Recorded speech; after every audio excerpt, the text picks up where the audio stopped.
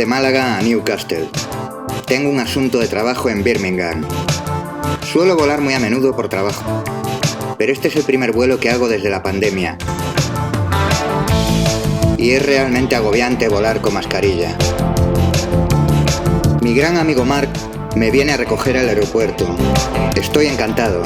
Hace años que no nos vemos y lo aprecio mucho. Hey! Oh, welcome to Blighty. Thank you. Nice to see you. Lo primero es ir a un centro comercial a hacerme una PCR. Después tendré que estar confinado hasta que me envíen el resultado. En poco menos de 24 horas tengo el resultado negativo de COVID. Ya puedo salir, así que Mark y yo nos vamos al centro de Yard, el bonito pueblo donde vive. Hasta mañana no podemos irnos a hacer esa gran visita que es el National Motorcycle Museum. Sí, de eso se trata el vídeo, pero tendréis que esperar un poco para verlo. Así que nos iremos a tomar un café a otro bonito pueblo, North Charleston.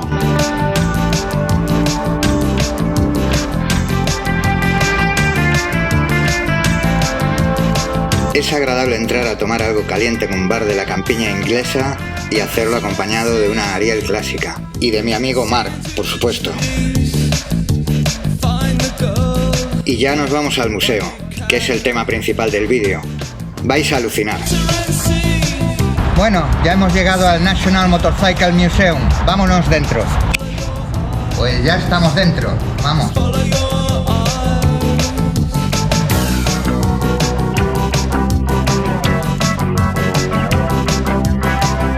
Una vez dentro, sacamos la entrada. Son 10 libras. No me parece caro sabiendo los precios que hay en todo el Reino Unido. Y antes de entrar, os voy a marear. Pero no con las imágenes, sino con las cifras.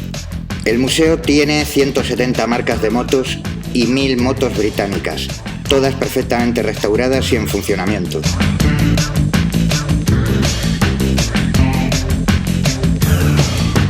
Y por fin ya entramos en la sala 1. Está dedicada a los gloriosos 60 años de fabricación inglesa desde 1898 hasta 1960, escrupulosamente ordenadas por año. Y también incluye la colección de prestigiosas Vincent y Sunbeam.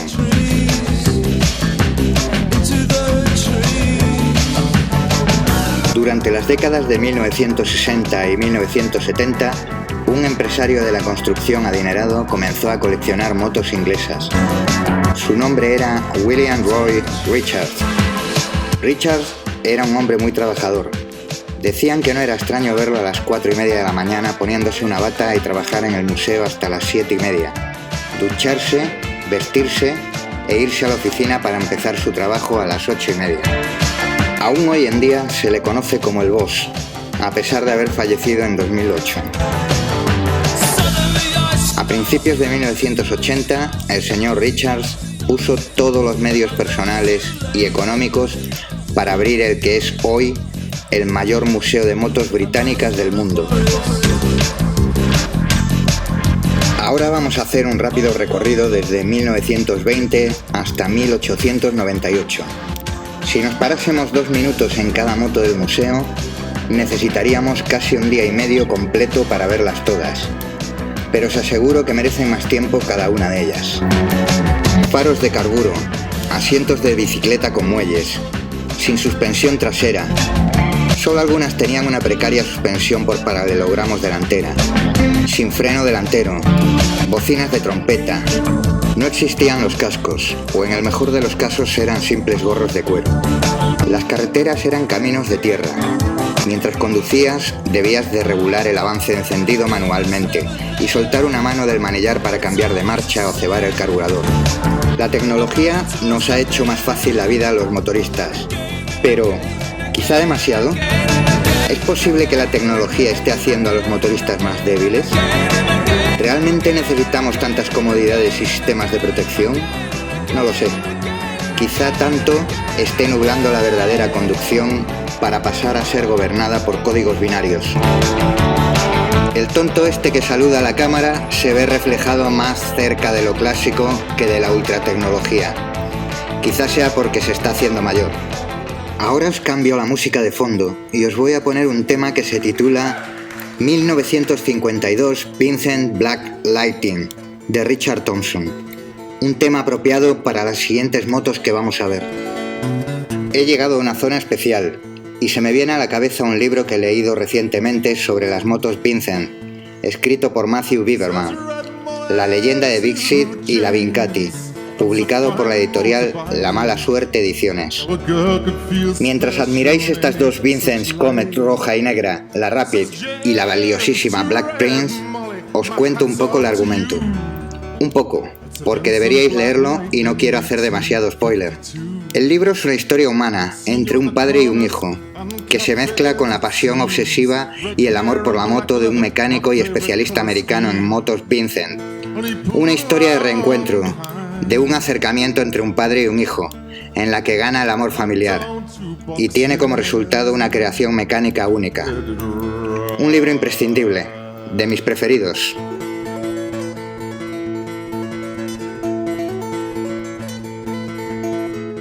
Aún seguimos en la sala 1 de las 5 que componen el museo.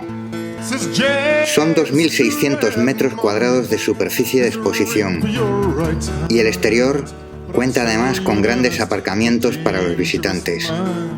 Así que no será un problema si acudes en coche. Además, el parking es gratuito. Sunbeam fue una importante marca en la industria británica. Fabricó motos desde 1912 hasta 1956. Estas motos eran conocidas como las motos de los señores, por su elegancia y refinados acabados.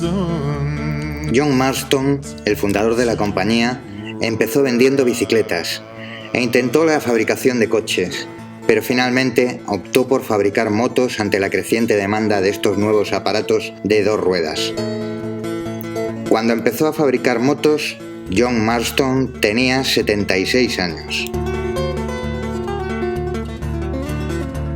Sunbeam también tuvo éxito en carreras como el Tourist Trophy de la isla de Man.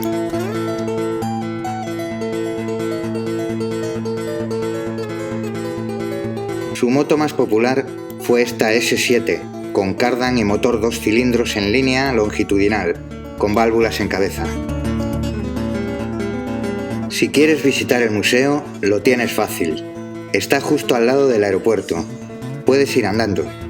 Además, tienes todos los servicios necesarios que siempre hay alrededor de un aeropuerto.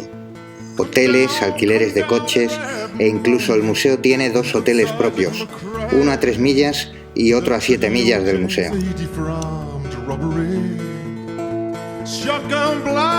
Y si quieres dar una conferencia o tener una reunión de trabajo, hay 13 suites disponibles con capacidad para 20 personas y una sala de conferencias con capacidad para 1000 personas.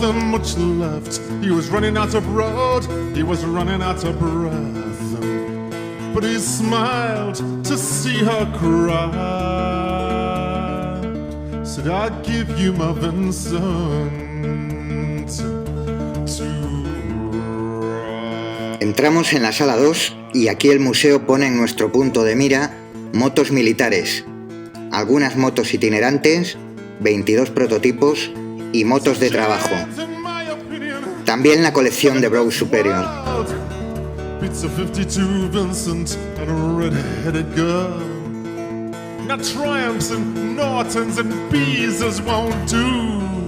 Mirad estas 2 motos de 1910 y 1912. Se llaman Wilkinson, como las cuchillas de afeitar, y es que las fabricó esa misma empresa. Las formas de moto aún no estaban definidas. Mirad el asiento, por ejemplo. Las Brose Superior eran consideradas el Rolls Royce de 2 ruedas. Fueron muy exclusivas. Apenas se fabricaron 3.048 unidades de 19 modelos en 21 años de producción. Pero hablar de Brose Superior es hablar de Lawrence de Arabia, un oficial del ejército británico que desempeñó un importante papel durante la revuelta árabe en la Primera Guerra Mundial.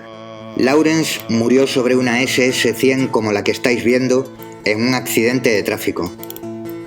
Con Lawrence hemos perdido a uno de los más grandes seres de nuestro tiempo, dijo su amigo Winston Churchill. Su muerte salvó muchas vidas, porque fue el desencadenante de lo que hoy son los cascos de motoristas. Lawrence escribió: «Me seduce ronronear a 60 o 70 millas por hora mientras voy absorbiendo el aire y el paisaje. Pierdo los detalles, incluso a velocidad tan moderada, pero gano en percepción. Cuando doy más gas, hasta las 80 millas por hora, mientras cruzo la llanura de Salisbury, siento que la tierra se moldea bajo mi cuerpo.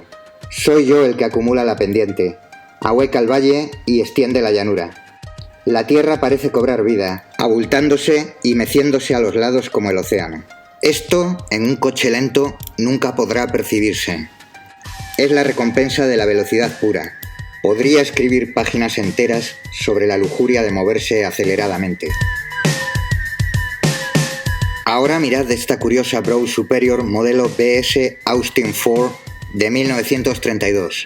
Tiene 2 ruedas traseras. Solo se construyeron 10 unidades. 2 están en Estados Unidos, 3 en el Reino Unido, otras 2 en Alemania, otra en un museo de Nueva Zelanda y la última fue desguazada. Esta que estáis viendo es en realidad una reconstrucción de la moto que fue desguazada. La Brough Golden Dream es una de las motos más valiosas del mundo.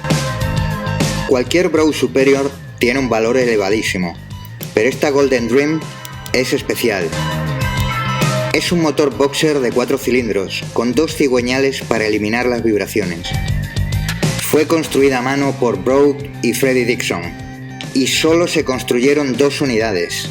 Una es esta que veis, la otra es negra y está en manos de un coleccionista privado. La Segunda Guerra Mundial detuvo el desarrollo.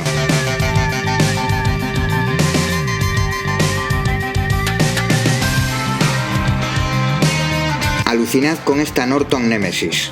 Es una V8 con chasis de magnesio y desarrollaba 235 caballos y solo pesaba 217 kilos. La moto fue presentada en 1998, pero nunca pasó a producción. Al lado de la increíble Nemesis, esta Norton NRV 588 rotativa, construida en 2006 por el ingeniero Creighton. En comparación con un convencional de 4 tiempos, esta Norton desarrollaba 173 caballos con un motor de 588 centímetros cúbicos.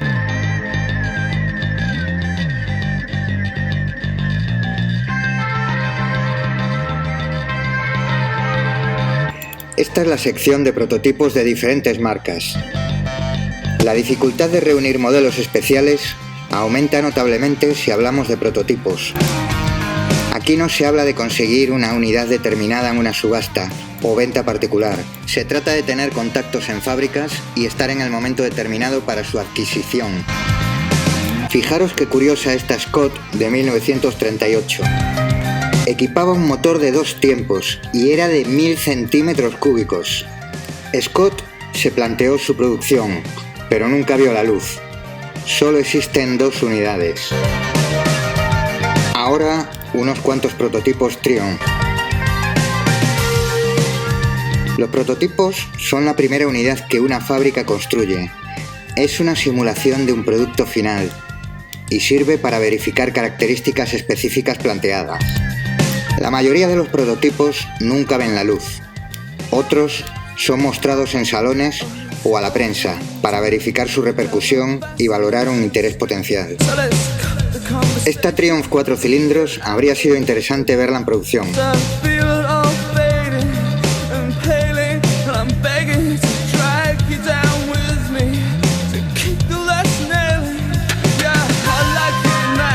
AJS empezó gracias a un herrero llamado Joe Stevens y estuvo en activo hasta 1969, cuando fue absorbida por el grupo Norton. En 1920 llegó a ganar una carrera del Tourist Trophy en la categoría de 350. Pasaporte Nansen es un libro sobre una vuelta al mundo de Iván Sobolev en una Ariel. Iván fue un excombatiente ruso exiliado que comenzó a viajar en una bicicleta. Una vez que adquirió notoriedad, la marca británica le cedió una moto para su aventura alrededor del mundo. Esa fue una gran aventura en aquella época. pero imaginaros todas las aventuras e historias de todas estas Ariel que estáis viendo. Las motos clásicas tienen un aura impregnado de historias, de vivencias, de ilusiones, de aventuras, de vida. Cada vez que observo una moto clásica, imagino, o más bien fantaseo con su estreno, su propietario, con lo que hicieron con ella. Es como si tuviesen corazón.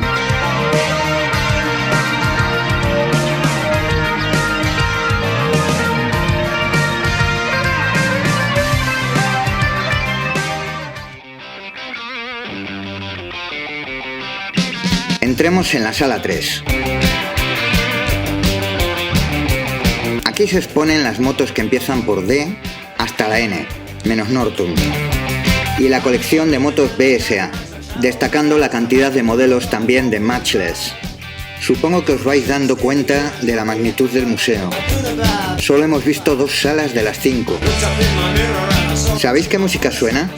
El tema se llama BSA y está interpretado por Steve Gibbons.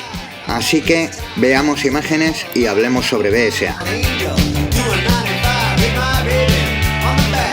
Hace casi 100 años, una pareja de recién casados decidió como viaje de novios hacer un viaje desde Polonia hasta Shanghái, China, haciendo algo a lo que llamamos hoy en día turismo de aventura. Alina y Stanislav, así se llamaban, empezaron este épico viaje en moto en 1934, a bordo de su Birmingham Small Arms, o más conocida como BSA. Con su BSA con sidecar recorrieron carreteras y pistas de Europa, Turquía, Siria, Irak, Persia, India y Birmania, hasta llegar a China. Tardaron 2 largos años. El diario de viaje que escribieron durante su travesía se encontró 70 años más tarde. Permaneció en una casa familiar de Polonia, hasta que los primos de Alina encontraron una maleta vieja en el ático. Un periodista publicó un breve artículo sobre el viaje y en 2011 se publicó un libro llamado Mi chico motorista y yo. Yo no lo he podido leer, solo lo he encontrado en polaco. A ver si alguna editorial se anima a publicarlo en español. Es una gran historia. Estos viajeros tenían ese romanticismo y clase de las primeras décadas del siglo XX, al igual que la marca BSA. Hasta ahora he contado muchas maravillas, pero el museo tiene también una parte para olvidar. En 2003 sufrió un grave incendio. Una colilla desencadenó en un fuego que no se pudo parar a pesar de que había detectores de humo y alarma de incendios, pero no había rociadores de agua. El personal del museo y los asistentes a una conferencia lograron salvar 300 motos, pero 3 de las 5 salas resultaron totalmente quemadas y ardieron 380 motos. El valor estimado del incendio se tasó en 14 millones de libras. 15 meses y 20 millones de libras más tarde, el museo reabrió sus puertas. Muchas de las motos quemadas pudieron ser restauradas. El orgullo y la conciencia de la importancia por la historia fue más fuerte que el desastre.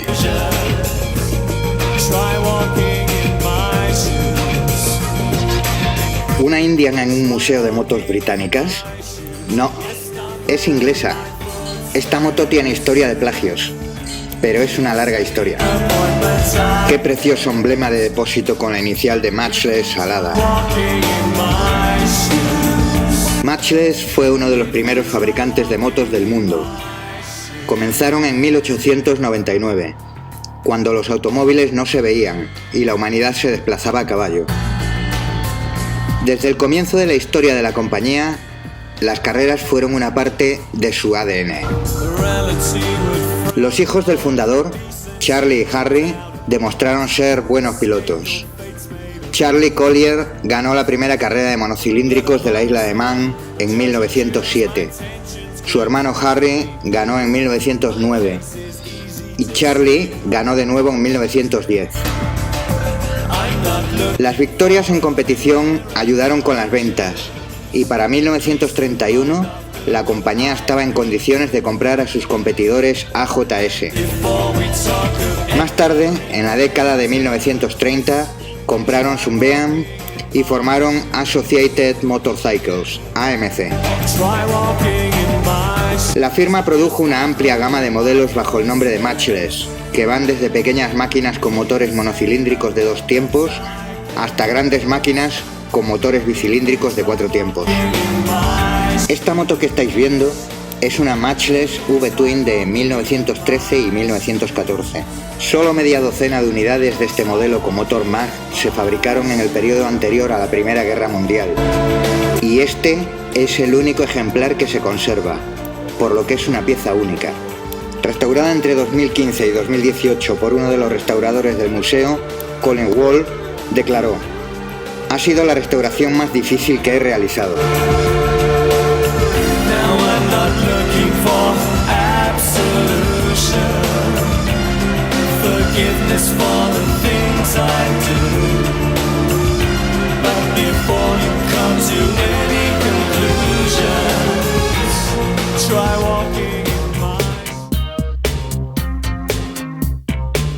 La sala 4 se compone de las motos que empiezan por la letra N, Norton, T y R. Es una sala llena de vacas sagradas del motociclismo británico: Norton, Triumph y Royal Enfield. Esta mujer se llama Teresa Wallach. Jamás tuvo un automóvil. Dejó de conducir motos en 1988, a los 79 años de edad, y tiene en su haber viajes épicos en moto. Wallach dijo: "Cuando vi por primera vez una motocicleta, recibí un mensaje de ella.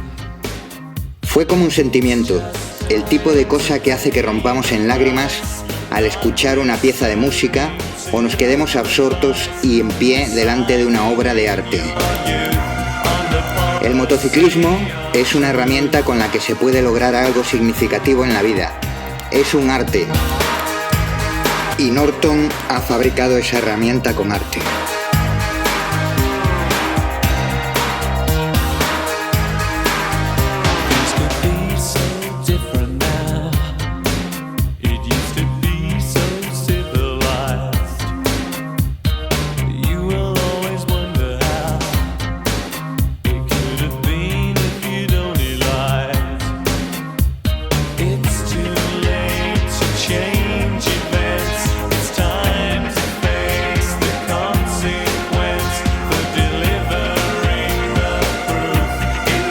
En 1952, 2 jóvenes médicos iniciaron un viaje por Latinoamérica con una Norton 500 de 1939. Uno de ellos se llamaba Alberto Granado, el otro Ernesto Guevara, más conocido como el Che Guevara. La moto fue bautizada como La Poderosa y fue testigo de un viaje por Sudamérica en el que Ernesto forjó su espíritu de concienciación social. Al inicio querían recorrer todo el continente en la moto, aunque la Norton, que había servido de vehículo militar en la Segunda Guerra Mundial, solo llegó hasta Chile debido a las continuas caídas que sufrió. Norton fue una de las marcas más importantes del Reino Unido. Su nombre es puro respeto dentro del motociclismo. Desde 1898 produjo grandes motos y éxitos en competición, con sus motos con motor rotativo. En los años 90 cerró sus puertas hasta el relanzamiento en 2008, pero duró poco. En 2020 declaró suspensión de pagos. Hoy hay una nueva esperanza de manos de inversores indios. Esperemos ver de nuevo esta gran marca en todo su esplendor.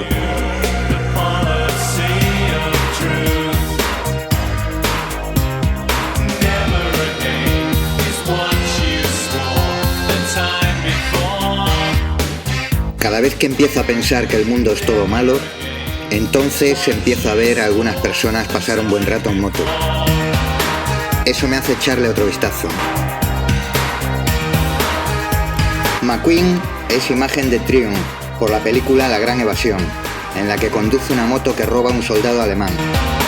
Una Triumph camuflada de moto alemana. Además de ser un gran actor, también fue piloto en la Baja Mil californiana o los 6 Days de enduro. No estoy seguro de si soy un actor que compite o un piloto que actúa, dijo. Steve McQueen ejemplifica la actitud típica de un piloto duro. En la cuarta vuelta hubo un enorme choque en cadena y al evitar el embrollo me estampé contra un árbol. Me abrí la boca y perdí un par de dientes, pero estaba bien. Volví a la carrera y la gané. Triumph se ha forjado un nombre de leyenda con fuerza. Incluso resurgió de sus cenizas a principios de los 90 para volver a ser una marca puntera y de éxito. Historias con carisma que gustan y que enorgullecen a sus propietarios. Cuando Jack Marshall ganó el TT de la Isla de Man en 1908 con esta Triumph monocilíndrica, Triumph tuvo claro que la victoria en competición formaba parte de su ADN.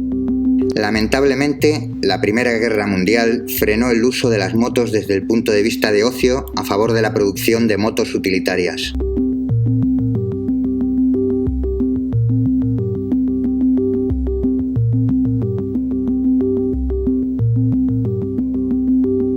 ¿Sabías que Royal Enfield es la marca de motos más antigua que se conserva con producción ininterrumpida? En 2021 ha cumplido 120 años de historia. Esta es otra marca más que también nació en Birmingham, con lo que os podéis hacer una idea de la importancia de esta ciudad en la industria de la motocicleta británica. ¿Cómo es posible que un museo de esta envergadura tenga este nivel de restauraciones y que las mantenga en orden de marcha? El museo dispone de su propio equipo de mecánicos que trabajan en exclusividad para el museo: Colin, Wesley y Kelly. Este equipo de mecánicos forman parte de 3 generaciones de la misma familia. Es importante resaltar la labor de esta familia de restauradores y mecánicos en el museo. Es un trabajo importantísimo y digno de elogiar.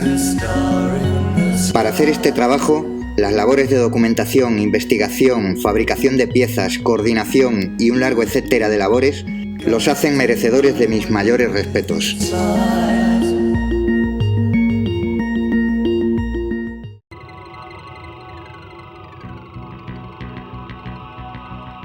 Entramos en la sala 5.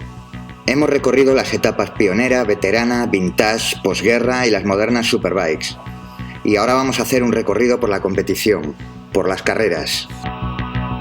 Imaginad esta caza récords Vincent Special Nero batiendo un récord de velocidad en 1958 a 310 km por hora en el paseo marítimo de Brighton. Su depósito y carenado de metal desnudo, que resalta las imperfecciones y brilla, le da un aspecto de arte industrial. La moto fue comprada en la prestigiosa subasta de Sotheby's en 1993 por el museo en una dura puja con coleccionistas americanos. Los pilotos descargan adrenalina cuando hay actividad competitiva. Desarrollan emoción, frecuencia cardíaca, aumento de respiración, mayor presión arterial. Nosotros, cuando pilotamos nuestras máquinas, también tenemos esos síntomas y sensaciones, aunque en otro nivel. Quizá por eso nos guste tanto ver carreras, porque sabemos que se siente y nos imaginamos que en una moto especial de carreras, esas sensaciones se multiplican. Las motos de carreras clásicas tienen un romanticismo único. Las pilotaban hombres más cercanos. Sí, había algunas estrellas, pero la mayoría eran gente más cercana a la gente normal. Eso hacía soñar a los aficionados con una posibilidad de ser uno de ellos, no solo de emularlos. El paddock era un lugar más parecido a la vida y a las relaciones humanas. Y este deporte no era un deporte de atletas ultracompetitivos formados desde niños. No movía esa cantidad de dinero que mueve ahora. Y por ello, los compromisos, imagen y vida de los pilotos y mecánicos también era lo que es la vida real de las personas. Quizá por esto los pilotos tenían más carisma, se comportaban como la gente normal. No existían pilotos ridículos que se disfrazaban de pollo para celebrar una carrera. No salían a la luz declaraciones bochornosas de niñatos riéndose de la clase trabajadora y jactándose de sus enormes sueldos.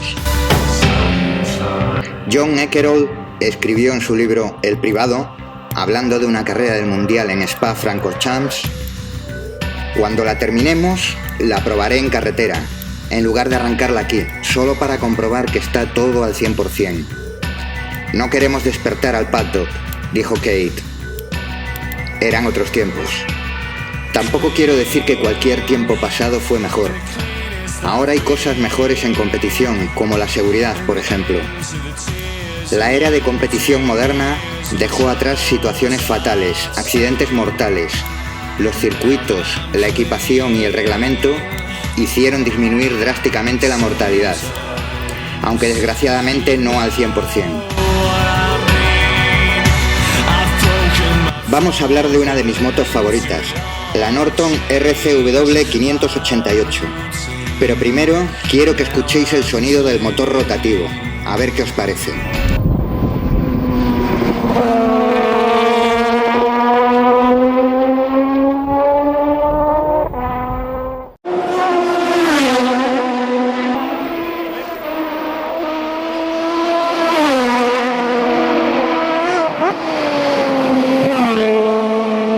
Quizá no tenga la elegancia y el refinamiento de las más clásicas, pero es una moto de mi juventud, que además ganó el campeonato británico de Superbikes y también logró un éxito significativo en el Tourist Trophy de la isla de Man. Sus colores John Player Special, negro y dorado, y sobre todo un motor inédito, el motor rotativo Wankel, hizo de esta moto una leyenda de manos de Trevor Nation, Robert Dunlop y Ron Haslam, entre otros. Alberto García Lix escribió: leyendas, grandes estrellas, campeones, perdedores y aguerridos comparsas, a cada cual mejor, han pasado por delante de mis narices, por las agradecidas rutinas de mis ojos, para tatuarse en mi conciencia y formar parte de esa pequeña y propia historia digna de ser contada a los nietos o disfrutar de ella con otros afortunados apasionados sobre dos ruedas.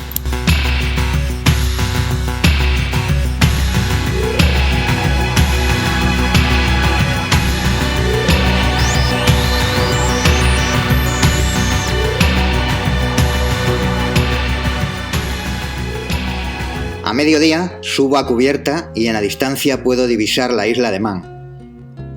El cielo está despejado y el mar en calma. Mar azul, cielo azul unidos. Y en ese espacio infinito, una pequeñísima porción de tierra como una astilla flotando en la nada. La mañana de la carrera amanece desapacible y nublada.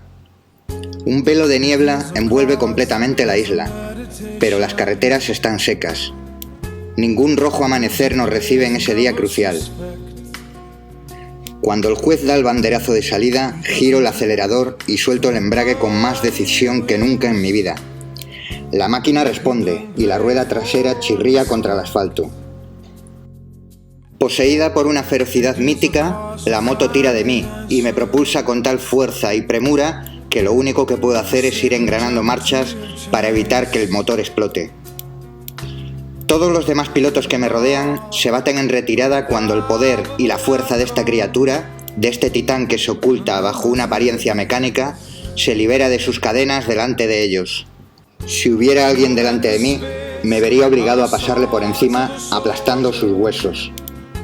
No hay quien detenga esta máquina infernal, y lo único que yo puedo hacer es acatar sus órdenes. Ahora estoy subordinado a sus exigencias, y en una posesión recíproca con el deseo de ganar a toda costa. Encabezo el grupo de pilotos. La cordura regresa a medida que bajamos por la larga y rápida pendiente que desemboca en las primeras curvas. Nada como un par de curvas terribles para ponerle a un motorista los pies en el suelo. La obsesión por ganar se impone, pero ahora está casi bajo control. Me siento más en contacto con el entorno. Hay una concentración total. Todos mis sentidos están puestos en la carrera y en la máquina. No advierto a los espectadores, ni las muchas pancartas de publicidad que adornan los muros de piedra, las casas, los árboles. Gracias a Dios, en este día crucial, nadie ha podido adelantarme todavía. Para correr con eficacia, uno debe saber vivir al borde del abismo y sentirse cómodo en él. Aceptar el hecho de que cada segundo puede ser el último. Algo cierto cada día, todos los días, en todo momento, estés pilotando una moto o no. Fragmento del libro Compressor, de Timothy Carr. You like the motorcycles? I love the motorcycles. Yeah, it's